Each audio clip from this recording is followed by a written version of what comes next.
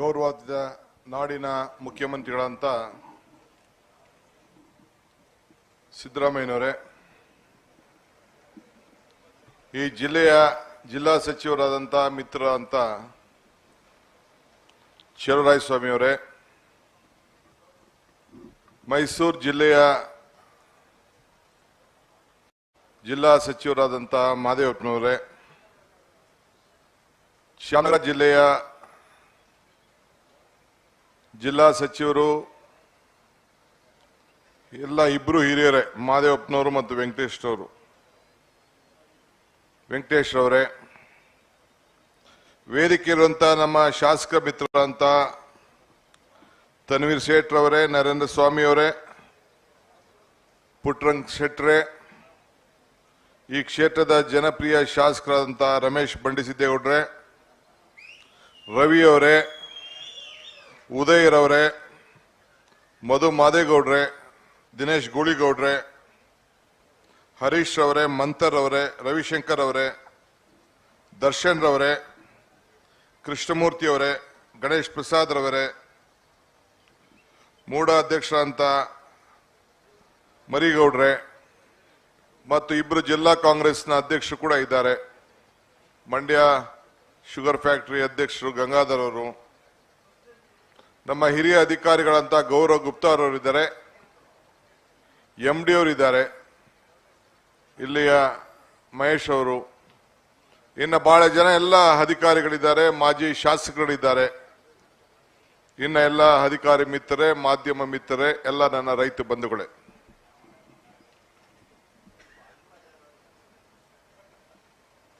ಧನನ ಸ್ವಾಮಿ ಹೇಳಿದೀನಿ ಬಿಡಪ್ಪ, ನೀನ್ ಕೇಳಿಸ್ಲಿಲ್ಲ ಅಷ್ಟೇ.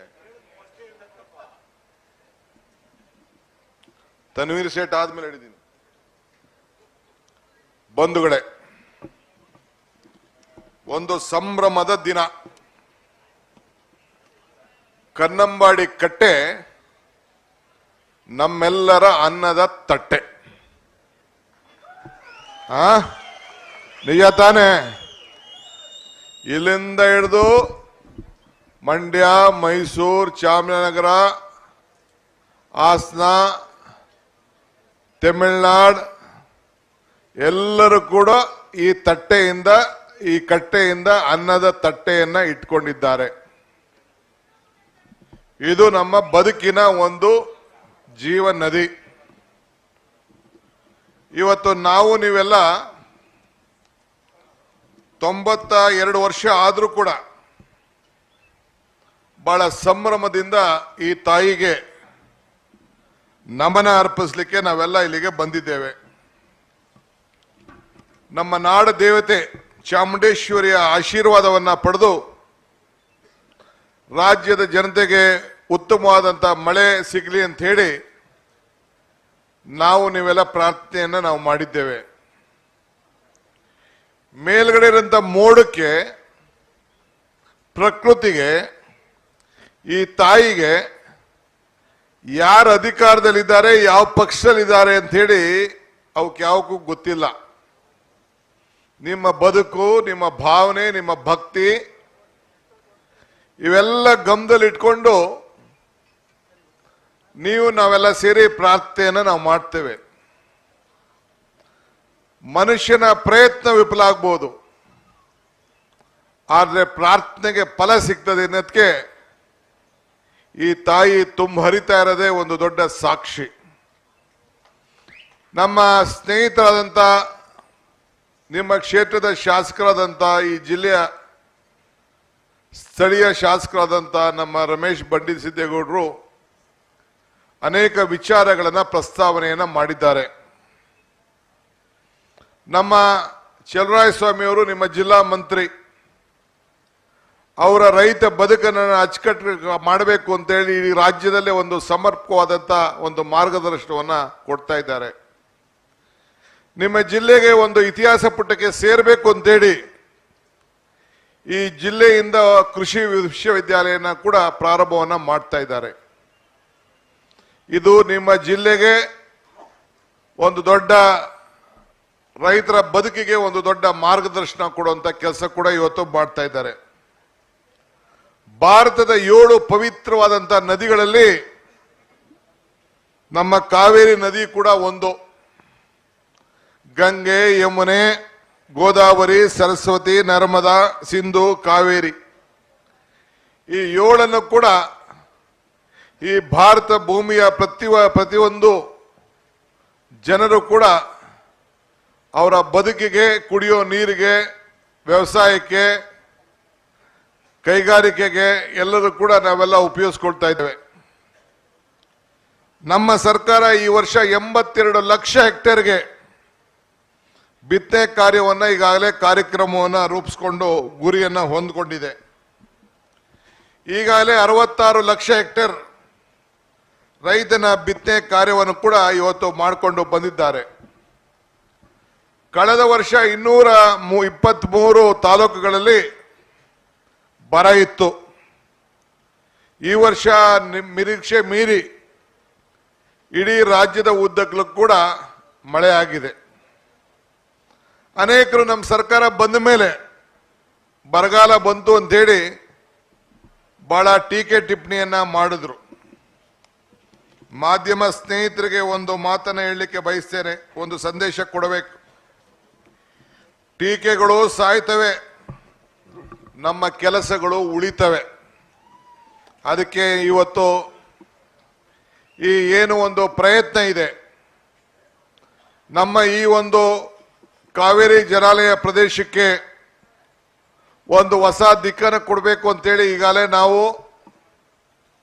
ಈ ಒಂದು ನಾಲೆಗಳನ್ನ ಶುದ್ಧೀಕರಣ ಮಾಡಬೇಕು ಅಂತೇಳಿ ಕಳೆದ ವರ್ಷ ಸಂಪೂರ್ಣವಾಗಿ ಎಲ್ಲ ನಾಲೆಗಳನ್ನ ಶುದ್ಧಿ ಮಾಡಿ ಆ ಕೊನೆಯವರೆಗೂ ನೀರು ತುಂಬಬೇಕು ಅಂತೇಳಿ ಒಂದು ಪ್ರಯತ್ನ ಮಾಡ್ತಾ ಇದ್ದೇವೆ.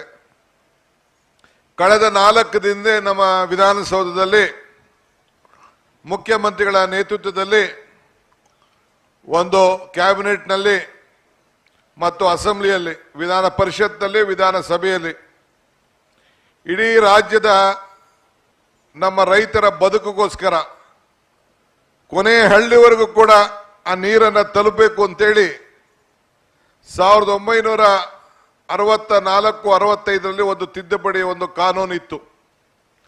ಈಗ ಕಾನೂನಿಗೆ ಬದಲಾವಣೆಯನ್ನು ಮಾಡಿ ನಮ್ಮ ಕೊನೆ ರೈತನಿಗೂ ಕೂಡ ನಾವು ಉಳಿಸ್ಬೇಕು, ಈ ನೀರು ತಲುಪಬೇಕು ಅಂತೇಳಿ ಒಂದು ಹೊಸ ಕಾನೂನನ್ನು ನಾವು ತಂದಿದ್ದೇವೆ.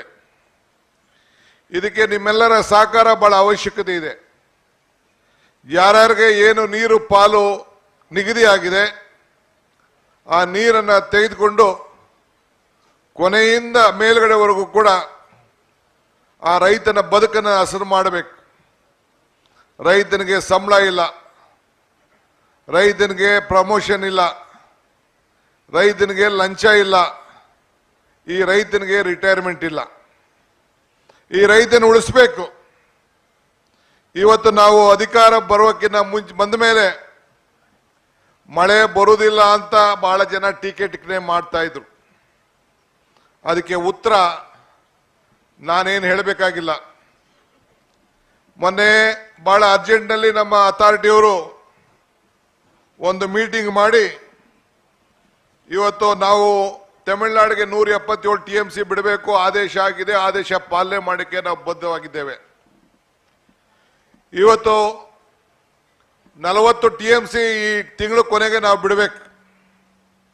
ಈಗಾಗಲೇ ಸುಮಾರು 83 TMC 84 TMC ಈಗಾಗಲೇ ತಾಯಿ ಹರಿದಿದ್ದಾಳೆ. ನಾನು ಬಿಟ್ಟೆ, ಸಿದ್ದರಾಮಯ್ಯ ಬಿಟ್ಟೆ ಅಂತ ನಾನು ಹೇಳಲಿಕ್ಕೆ ತಯಾರಿಲ್ಲ.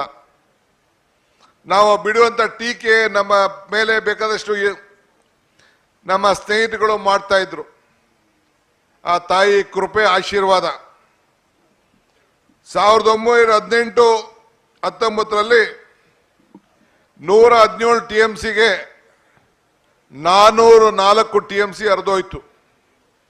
1920ರಲ್ಲಿ 275 TMC, ಇನ್ನು 20-21ರಲ್ಲಿ 11 TMC 211, 21-22ರಲ್ಲಿ 281, 22-23ರಲ್ಲಿ 667 TMC ಹರಿದೋಯ್ತು. ಕಳೆದ ವರ್ಷ 81 TMC ಹರಿದೋಯ್ತು.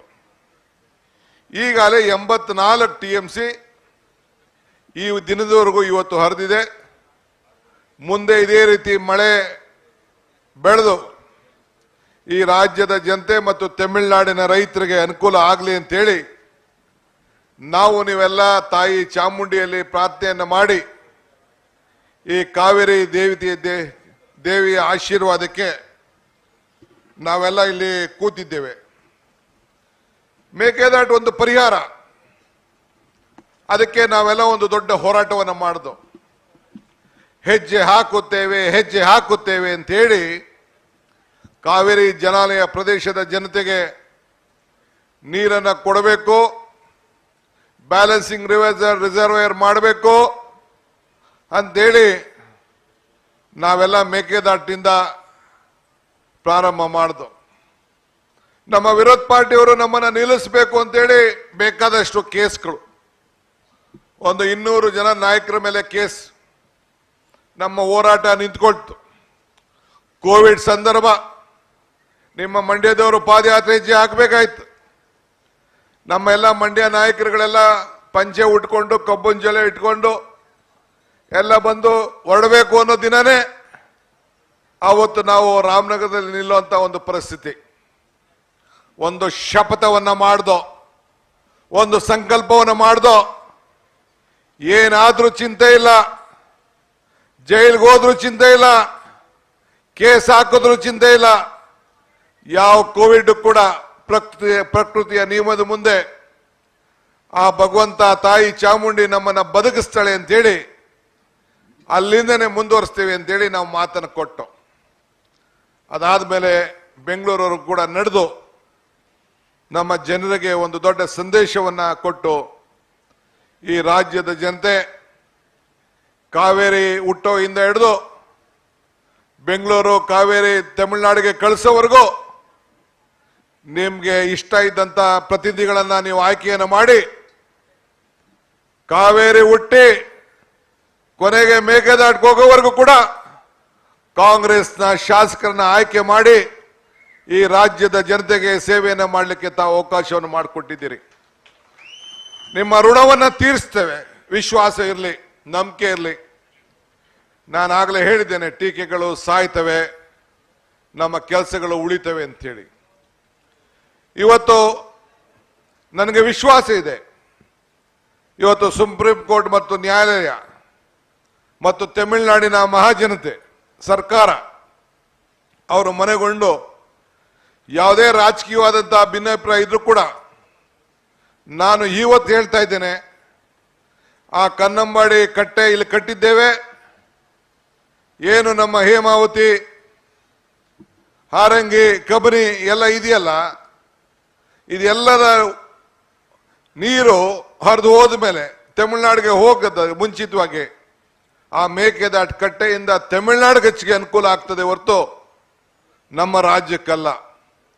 ಆದರೆ ಕಾವೇರಿಯ ಪ್ರದೇಶದ ಜನರಿಗೆ ಅಲ್ಲಿ ನೀರಿದ್ರೆ ಈ 177 TMC ನೀರನ್ನ ಬಿಡುವಾಗ ನಾವು ಅವ್ರಿಗೆ ರಕ್ಷಣೆಯನ್ನು ನಾವು ಮಾಡ್ಬೋದು.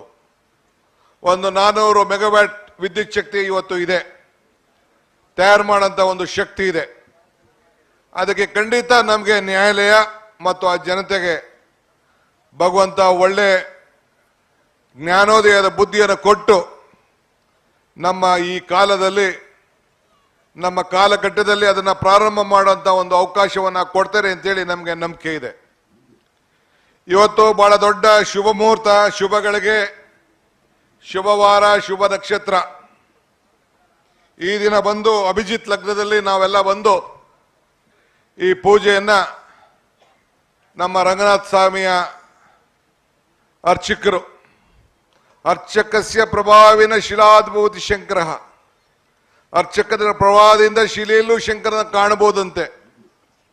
ಆ ಅರ್ಚಕರು ಬಂದು ನಮ್ಮ ಧರ್ಮ, ನಮ್ಮ ಸಂಸ್ಕೃತಿ, ನಮ್ಮ ಪರಂಪರೆ ಆ ಹಿನ್ನೆಲೆಯಲ್ಲಿ ನಾವು ಗೌರಿ ಹಬ್ಬ ದಿನ, ಸ್ವರ್ಣ ಗೌರಿ ದಿನ ಯಾವ ರೀತಿ ನಮ್ಮ ಹೆಣ್ಮಕ್ಳಿಗೆ ಬಾಗಿನವನ್ನು ಕೊಡ್ತೇವೋ ಅದೇ ಸಂಸ್ಕೃತಿ ಸಂಪ್ರದಾಯದಂತೆ ಇವತ್ತು ಬಂದು ಆ ತಾಯಿಗೆ ಬಾಗಿನ ಅರ್ಸುವಂತ ಈ ನಾಡಿನ ಮುಖ್ಯಮಂತ್ರಿಗಳು, ನಾವೆಲ್ಲ ಮಂತ್ರಿಗಳು, ಶಾಸಕರು ನಮ್ಮ ಅಧಿಕಾರಿಗಳೆಲ್ಲ ಇವತ್ತು ನಿಮ್ಮೆಲ್ಲರ ಸಮ್ಮುಖದಲ್ಲಿ ನಾವು ಮಾಡಿದ್ದೇವೆ. ಎಲ್ಲರಿಗೂ ಆ ಜಾಗದಲ್ಲಿ ಕರ್ಕೊಂಡೋಗ ಆಗ್ಲಿಲ್ಲ. ಕಾರಣ ಸೆಕ್ಯೂರಿಟಿ ವಿಚಾರ. ಬಹಳ ನಾವು ತಾಳ್ಮೆಯಿಂದ ನಾವೆಲ್ಲ ಇರಬೇಕಾಗ್ತದೆ. ಆದರೆ ನೀವೆಲ್ಲ ಬಂದು ಪ್ರಾಮಾಣಿಕವಾಗಿ ಬಂದು ಈ ಶುಭ ಸಂದರ್ಭಕ್ಕೆ ಈ ಜ್ಯೋತಿ ಬೆಳೆಸಲಿ ಅಂತ ಕಾರ್ಯಕ್ರಮದಲ್ಲಿ ತಾವೆಲ್ಲ ಬಂದು ಪಾಲ್ಗೊಂಡು ನಮಗೆ ಆಶೀರ್ವಾದನ ಮಾಡಲಿಕ್ಕೆ ನೀವೆಲ್ಲ ಬಂದಿದ್ದೀರಿ. ನಮ್ಗಲ್ಲ ಆಶೀರ್ವಾದ, ಈ ನಾಡಿನ ಜನತೆಯ ಸಮೃದ್ಧಿಯ ಬದುಕಿಗೆ ಒಂದು ಆಶೀರ್ವಾದ. ಕಳೆದ ಬಜೆಟ್ನಲ್ಲಿ, ಕಳೆದ ಕ್ಯಾಬಿನೆಟ್ನಲ್ಲಿ ನಾವು ಏನು ಈ ಬೃಂದಾವನ ಅಣೆಕಟ್ಟಿಗೆ, ಬೃಂದಾವನ ಗಾರ್ಡನ್ಗೆ ಹೊಸ ಬೃಂದಾವನನ ಸುಮಾರು ಒಂದು 50-60 ವರ್ಷದಿಂದ ಇದನ್ನ ಹಿಂದೆ ಹಿರಿಯರು ಮಹಾರಾಜರ ಕಾಲದಿಂದ ಇದಕ್ಕೆ ಒಂದು ಹೊಸ ರೂಪವನ್ನು ಕೊಟ್ಟಿದ್ರು. ಗುಂಡ್ರಾಯರ ಕಾಲದಲ್ಲಿ ಫೌಂಟನ್ ಆಯಿತು. ಅದಾದ ಮೇಲೆ ಅನೇಕ ಅಭಿವೃದ್ಧಿಗಳಾಯಿತು. ಇವತ್ತು ನಾವು ಅದನ್ನು ಇಡೀ ರಾಜ್ಯದ ಜನತೆಗೆ, ಇವತ್ತು ಬೆಂಗಳೂರಿಂದ ಇಲ್ಲಿಗೆ ಬರೋದಕ್ಕೆ 1.5 ಗಂಟೆಗೆ ಬರ್ಬೋದು. ನಮ್ಮ ಜನ ಇಲ್ಲಿ ಒಂದು ಪ್ರವಾಸಿಗರ ತಾಣ ಮೈಸೂರು, ಈ ರಂಗನತಿಟ್ಟು, ಸೋಮನಾಥಪುರ, ಈ ನಮ್ಮ ಕೊಡಗು, ಇವೆಲ್ಲ ಕೂಡ ಒಂದು ದೊಡ್ಡ ಬಂಡೀಪುರ, ಇವೆಲ್ಲ ಒಂದು ದೊಡ್ಡ ಪ್ರವಾಸದ ತಾಣ. ಇಲ್ಲೂ ಕೂಡ 16,000 ಜನ ದಿನ ಬರಬೇಕು, ಮಕ್ಕಳು ಬರಬೇಕು. ಈ ಪ್ರಕೃತಿಯ ಸೊಡಗನ್ನ ಅವರೆಲ್ಲ ಅನುಭವಿಸ್ಬೇಕು. ಬೆಂಗಳೂರು ಹೊರಗಡೆ ದೇಶದವರೆಲ್ಲ ಬಂದು ಈ ಸೊಡಗನ್ನ ಉಪಯೋಗಿಸ್ಬೇಕು. ನಿಮ್ಮ ಬದುಕನ್ನು ನೋಡಬೇಕು, ನಿಮ್ಮ ಶ್ರಮ, ನಿಮ್ಮ ಬದುಕನ್ನು ಅವರೆಲ್ಲ ಗಮನಿಸಬೇಕು. ಆ ದೃಷ್ಟಿಯಿಂದ ಇದನ್ನ ಉತ್ತೇಜನ, ಒಂದು ಅಭಿವೃದ್ಧಿ ಮಾಡಬೇಕು, ಪಬ್ಲಿಕ್ ಪ್ರೈವೇಟ್ ಪಾರ್ಟ್ನರ್ಶಿಪ್ ಅಲ್ಲಿ ಮಾಡಬೇಕು ಅಂತೇಳಿ ಪ್ರಯತ್ನವನ್ನು ನಾವು ಮಾಡ್ತಾ ಇದ್ದೇವೆ. ಇದಕ್ಕಾಗಲೇ ಅನುಮೋದನೆಯನ್ನು ಕೊಟ್ಟಿದ್ದಾರೆ. ನಾವು ಕೆಲವು ರೈತರುಗಳು ನಮ್ಮ ಹತ್ರ ಚರ್ಚೆ ಮಾಡಿ ಅಂತ ಹೇಳಿದ್ರು. ನಾವು ಯಾರ ಹತ್ರ ಮುಚ್ಚು ಮರೆ ಮಾಡಿ ಇದನ್ನು ಮಾಡಕ್ಕಲ್ಲ.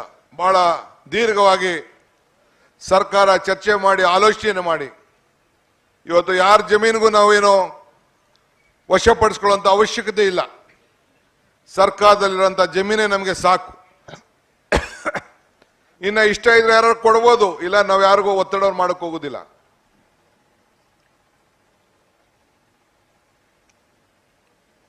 ಆದ್ರೆ ಈ ಡ್ಯಾಮಿನ ಬದ್ಧತೆಯನ್ನ ಗಮನದಲ್ಲಿಟ್ಕೊಂಡು, ಸುಭದ್ರತೆಯನ್ನ, ಡ್ಯಾಮ್ ಸೇಫ್ಟಿಯನ್ನ ಭದ್ರತೆಯನ್ನು ಇಟ್ಕೊಂಡು ನಮ್ಮ ಸರ್ಕಾರ ಮುಂದಿನ ದಿನದಲ್ಲಿ ಅನೇಕ ತೀರ್ಮಾನಗಳನ್ನ ಮಾಡ್ತದೆ. ನಾನು ಕಳೆದ ವಾರ ಇಲ್ಲಿಗೆ ಬಂದಿದ್ದೆ. ನಾನು, ಮಂತ್ರಿಗಳು, ಶಾಸಕರು ಒಂದು ತೀರ್ಮಾನವನ್ನ ಮಾಡಿ ಘೋಷಣೆಯನ್ನು ಮಾಡಿದ್ದೇನೆ. ಈಗಾಗಲೇ ಚಲುವರಾಯಸ್ವಾಮಿ ಅವರ ಅಧ್ಯಕ್ಷತೆಯಲ್ಲಿ ಒಂದು ಸಮಿತಿಯನ್ನ ಮಾಡಿದ್ದೇನೆ.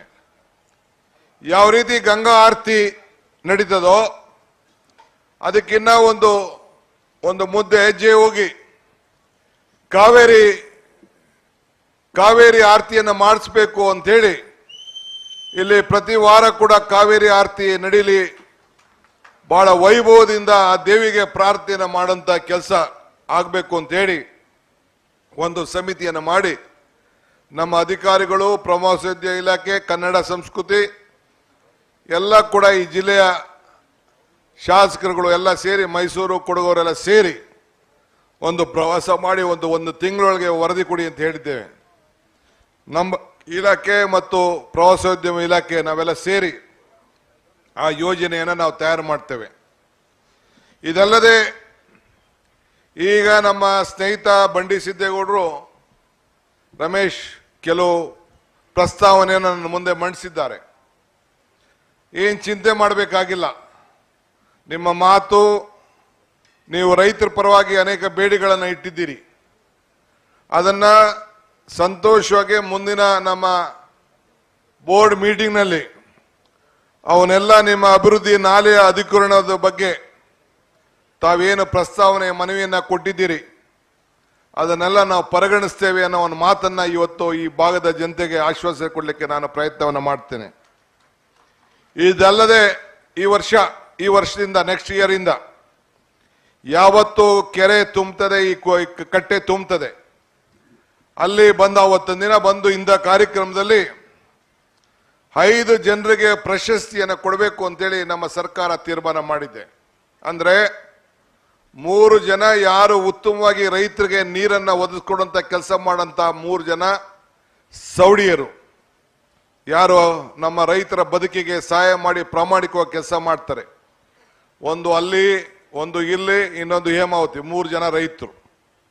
ಇನ್ನೊಂದು ಒಬ್ಬ ಪ್ರಗತಿಪರ ರೈತ, ಇನ್ನೊಬ್ಬ 3 ವರ್ಷ ಕನಿಷ್ಠ ಸತತವಾಗಿ ಒಬ್ಬ ಇಂಜಿನಿಯರ್, ದೊಡ್ಡ ಇಂಜಿನಿಯರ್ ಅಲ್ಲ, ಚಿಕ್ಕ ಇಂಜಿನಿಯರ್, ಅಸಿಸ್ಟೆಂಟ್ ಇಂಜಿನಿಯರ್ ಮಟ್ಟದ ಒಬ್ಬ ಅಧಿಕಾರಿ ಇಲ್ಲ AEE, ಅವನಿಗೆ 3 ಜನ ಆಯ್ಕೆ ಮಾಡಿ ಈ ಪವಿತ್ರವಾದ ದಿನ ನಮ್ಮ ಕಾವೇರಿ ನಿಗಮದಿಂದ ನಮ್ಮ ಸರ್ಕಾರ ಪ್ರಶಸ್ತಿ ಕೊಡುವಂತ ಒಂದು ಕಾರ್ಯಕ್ರಮ.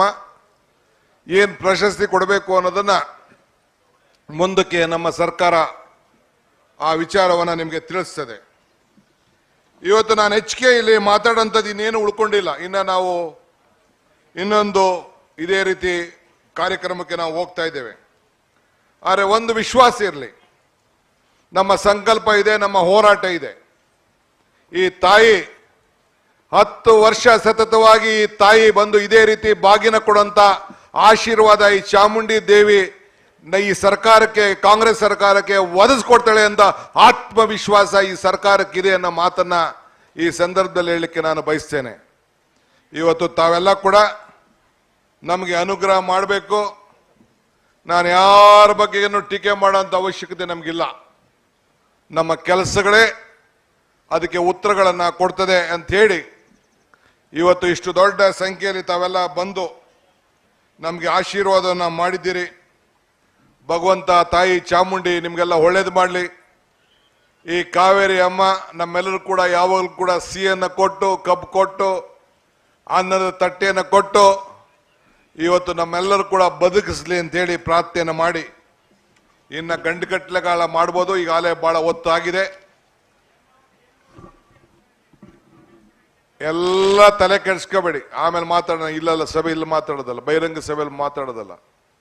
ನಿಮ್ಮ ಬದುಕೆ ನಮ್ಮ ಬದುಕು, ನಿಮ್ಮ ಆಚಾರವೇ ನಮ್ಮ ವಿಚಾರ. ಆದ್ರಿಂದ ನಾವು ನೀವೆಲ್ಲ ಸೇರಿ ಒಟ್ಟಿಗೆ ಈ ರಾಜ್ಯದ ಜನತೆಯ ಕೆಲಸವನ್ನು ಮಾಡೋಣ. ಇದಕ್ಕೆ ಸಹಕಾರ ನೀಡಿದಂಥ ಎಲ್ಲ ನನ್ನ ಅಧಿಕಾರಿ ಮಿತ್ರರಿಗೆ, ನಮ್ಮ ಇಲಾಖೆಯ ಎಲ್ಲ ಹಿರಿಯ ಅಧಿಕಾರಿಗಳು, MD ಅವರು, ಮಿಕ್ಕಿದೆಲ್ಲ ನಮ್ಮ ಅಭ್ಯಂತರಗಳು, ಕೆಳಗಡೆಯಿಂದ ಮೇಲ್ಗಡೆವರೆಗೂ, ಮತ್ತು ಎಲ್ಲ ನಮ್ಮ ನಾಯಕರುಗಳು, ಜಿಲ್ಲಾ ಮಿನಿಸ್ಟ್ರು, ನಮ್ಮ ಶಾಸಕರುಗಳು ಎಲ್ಲರೂ ಕೂಡ ಈ ಸಂದರ್ಭದಲ್ಲಿ ಅಭಿನಂದಿಸಿ ಶುಭ ಹಾರೈಸಿ ನನ್ನ ಮಾತನ್ನು ಮುಗಿಸ್ತೇನೆ. ಜೈ ಹಿಂದ್, ಜೈ ಕರ್ನಾಟಕ, ಜೈ ಕಾವೇರಿ. ನಿಮ್ಮ ಕರ್ತೃತ್ವ ಶಕ್ತಿಯೇ ನಮ್ಮೆಲ್ಲರ ಬಾಳಿ